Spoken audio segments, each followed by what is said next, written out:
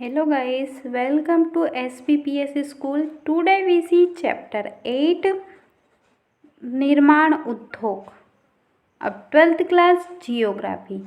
Watch the video from start to end. If you like the video then please like and share. आइए हम chapter 8 निर्माण उद्योग का solution करेंगे। Question answer discuss करेंगे। निम्नलिखित प्रश्नों के उत्तर लगभग 30 शब्दों में दीजिए। ठीक है। क्वेश्चन नंबर फर्स्ट, लोहा इस्पात किसी देश के औद्योगिक विकास का आधार है, ऐसा क्यों? लोहा इस्पात किसी देश के औद्योगिक विकास का आधार है, ऐसा क्यों? ठीक है, इसका आंसर देखेंगे। लोहा इस्पात उद्योग किसी देश में आधुनिक औद्योगिक विकास के लिए आधार प्रदान करता है। अन्य औद्योगिक उद्योगों के लिए मशीनें, औजार तथा कच्चा माल लौह इस्पात उद्योग से ही प्राप्त होता है, इसीलिए इसे आधारभूत उद्योग अथवा औद्योगिकरण की कुंजी कहा जाता है। इसीलिए इसे आधारभूत उद्योग तथा औद्योगिकरण की कुंजी कहा जाता है। ठीक है, नेक्स्ट क्वेश्चन देखेंगे। सूती वस्त्र उद्योग के दो सेक्टरों के नाम बताइए, वे किस प्रकार भिन्न हैं? सूती वस्त्र उद्योगों के दो सेक्टरों के नाम बताइए, वे किस प्रकार भिन्न है। ठीक है, इसका आंसर देखेंगे। भारत में सूती वस्त्र उद्योग दो सेक्टरों में विभाजित है। फर्स्ट संगठित सेक्टर और सेकंड है विकेंद्रित सेक्टर। ठीक है, भारत में सूती वस्त्र उद्योग के दो सेक्टर है, फर्स्ट संगठित सेक्टर और सेकंड विकेंद्रित सेक्टर। ठीक है, संगठित सेक्टर के में कपास के धागा बनने से लेकर कपड़ा तैयार करने तक सभी कार्य एक ही कारखाने में विद्युत चालित कारकों से होता है। संगठित सेक्टर में कपास से धागा बनाने से लेकर कपड़ा तैयार करने तक सभी कार्य एक ही कारखाने में विद्युत चालित करघों से होता है, जबकि विकेंद्रित सेक्टर में सूत काटने व कपड़ा बुनने का कार्य अलग अलग इकाइयों द्वारा किया जाता है। ठीक है, विकेंद्रित सेक्टर में सूत काटने व कपड़ा बुनने का कार्य अलग अलग इकाइयों द्वारा किया जाता है। इसमें हस्तचलित करघे व विद्युत चालित करघे दोनों शामिल है। ठीक है, नेक्स्ट क्वेश्चन देखेंगे। चीनी उद्योग एक मौसमी उद्योग क्यों है? चीनी उद्योग एक मौसमी उद्योग क्यों है? ठीक है, इसका आंसर देखें। चीनी उद्योग के लिए महत्वपूर्ण कच्चा माल गन्ना है, जो कि एक विशेष मौसम में ही प्राप्त होता है। ठीक है, गन्ना एक कच्चा माल है जो कि एक विशेष मौसम में ही प्राप्त होता है, उसके बाद इसकी आवक बंद हो जाती है, साथ ही चीनी उद्योग में इसका उत्पादन भी। ठीक है, नेक्स्ट क्वेश्चन देखेंगे।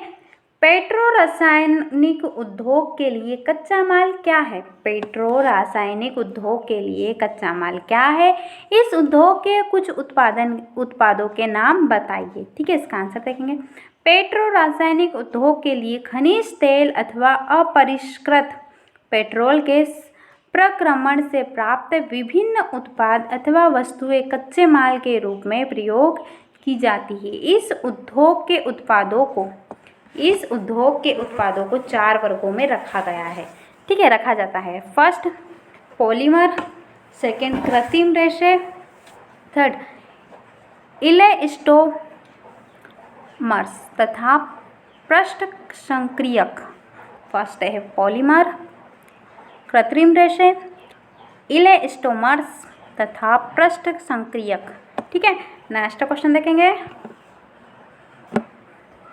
भारत में सूचना प्रौद्योगिकी क्रांति के प्रमुख प्रभाव क्या है? भारत में सूचना प्रौद्योगिकी क्रांति के प्रमुख प्रभाव क्या है? इसका आंसर देखेंगे। सूचना प्रौद्योगिकी क्रांति ने भारत की अर्थव्यवस्था पर गहरा प्रभाव डाला है। सूचना प्रौद्योगिकी क्रांति ने भारत की अर्थव्यवस्था पर गहरा प्रभाव डाला है। इसने आर्थिक व सामाजिक रूपांतरण के लिए अनेक नई समस्याएं उत्पन्न कर दी है।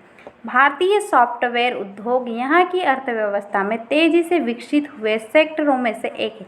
भारतीय सॉफ्टवेयर उद्योग भी यहाँ की अर्थव्यवस्था में तेजी से विकसित हुए सेक्टरों में से एक है। भारतीय सॉफ्टवेयर तथा सेवा सेक्टर द्वारा 2004-05 में 230 करोड़ रुपए मूल्य के बराबर निर्यात हुआ है। ठीक है, 2004-05 में 78,230 करोड़ रुपयों मूल्य के बराबर निर्यात हुआ था, जो कि लगातार वृद्धि कर रहा है। ठीक है, नेक्स्ट क्वेश्चन देखेंगे। निम्नलिखित प्रश्नों के उत्तर लगभग 150 शब्दों में दे। ठीक है,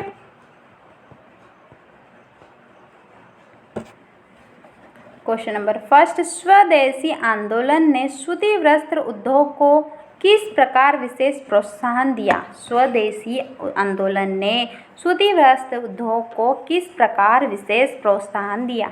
ठीक है, इसका आंसर देखेंगे। सूती वस्त्र उद्योग भारत के परंपरागत उद्योगों में से एक है। भारत के परंपरागत उद्योगों में से एक है। प्राचीन काल तथा मध्यकाल में यह केवल कुटीर उद्योग की श्रेणी में रखा जाता था। फिर भी भारत में निर्मित उत्कृष्ट कोटि का मलमल, कैलिको,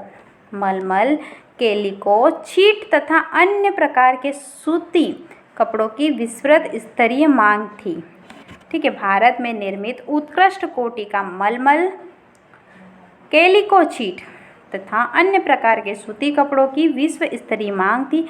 18वीं शताब्दी के मध्य में यूरोप में औद्योगिक क्रांति के परिणाम स्वरूप ब्रिटेन के मैनचेस्टर तथा लिवरपूल में सूती कपड़ों की मिलों की स्थापना होने के बाद कच्चे माल के रूप में कपास की भारी मांग होने लगी।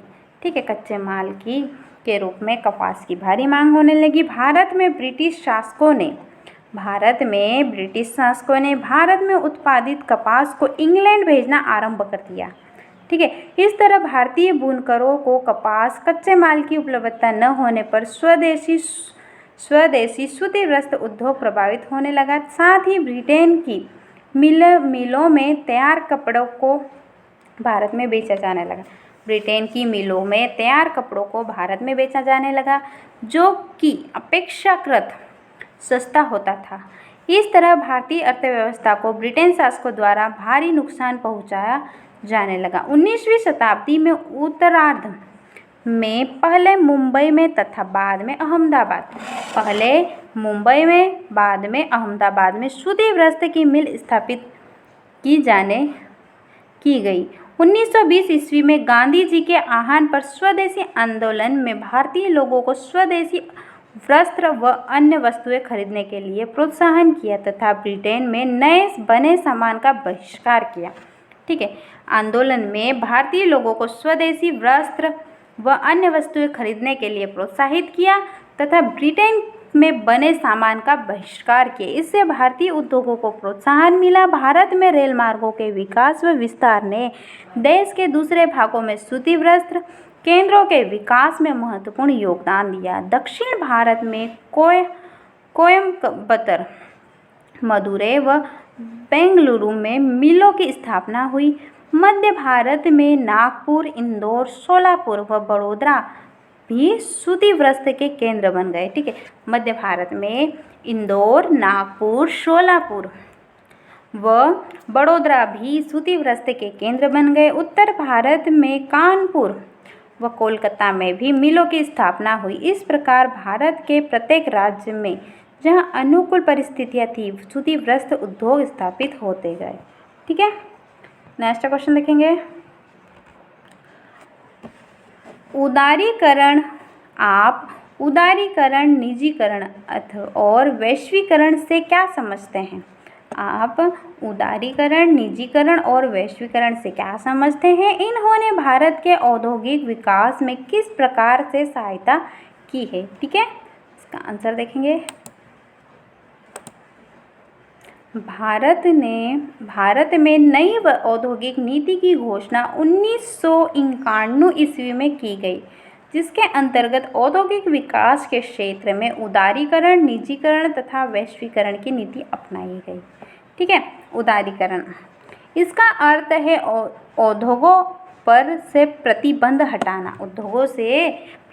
हटाना। नई औद्योगिक नीति के अंतर्गत औद्योगिक लाइसेंस व्यवस्था को समाप्त कर दिया गया। ठीक है, नई औद्योगिक नीति के अंतर्गत औद्योगिक लाइसेंस व्यवस्था को समाप्त कर दिया गया। केवल सुरक्षा सामरिक तथा पर्यावरणीय सरोकार से संबंधित केवल 6 उद्योगों को इस व्यवस्था से लाभ से वंचित रखा गया है, ताकि अंतर्राष्ट्रीय स्तर पर भारतीय उद्योग प्रतिस्पर्धा प्राप्त कर सके।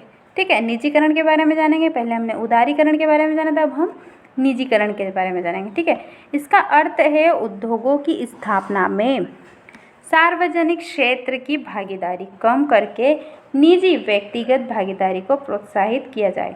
इसका अर्थ होता है कि उद्योगों की स्थापना में सार्वजनिक क्षेत्र की भागीदारी कम करके निजी व्यक्तिगत भागीदारी को प्रोत्साहित किया जाए। इस नीति के अंतर्गत 1956 ईस्वी से सार्वजनिक सेक्टर के अधीन सुरक्षित उद्योगों की संख्या 17 से घटाकर 4 कर दी गई। देहली संपत्ति की सीमा समाप्त कर दी गई है। विदेशी प्रत्यक्ष निवेश की अनुमति दे दी गई है। ठीक है, अब हम वैश्वीकरण के बारे में जानेंगे। इसका अर्थ है देश की अर्थव्यवस्था को विश्व की अर्थव्यवस्था के साथ एकीकृत करना। इसका अर्थ होता है कि विश्व की अर्थव्यवस्था के साथ एकीकृत करना। इस व्यवस्था में समानता तथा पूंजी रहित सहित सेवाएं, श्रम व संसाधन एक देश से दूसरे देश में स्वतंत्रतापूर्वक चलाए जा सकते हैं। इस व्यवस्था में समानताएं तथा पूंजी सहित सेवाएं, श्रम व संसाधन एक देश से दूसरे देश में स्वतंत्रतापूर्वक पहुंचाए जा सकते हैं। नई औद्योगिक नीति के मुख्य उद्देश्य के संदर्भ में इस नीति के लाभों को देखा जाना चाहिए, जिसमें अब तक प्राप्त किए गए लाभ को बढ़ाना, को बढ़ाना, इसमें विकृति अथवा कमियों को दूर करना। ठीक है, उत्पादकता और लाभकारी रोजगार में स्वपोषित वृद्धि को बनाए रखना। नेक्स्ट पॉइंट, अंतर्राष्ट्रीय प्रतियोगिता प्राप्त करना। धीरे धीरे ही सही भारत अपनी नई औद्योगिक नीति के द्वारा औद्योगिक विकास के पथ पर अग्रसर होता दिखाई पड़ रहा है। ठीक है।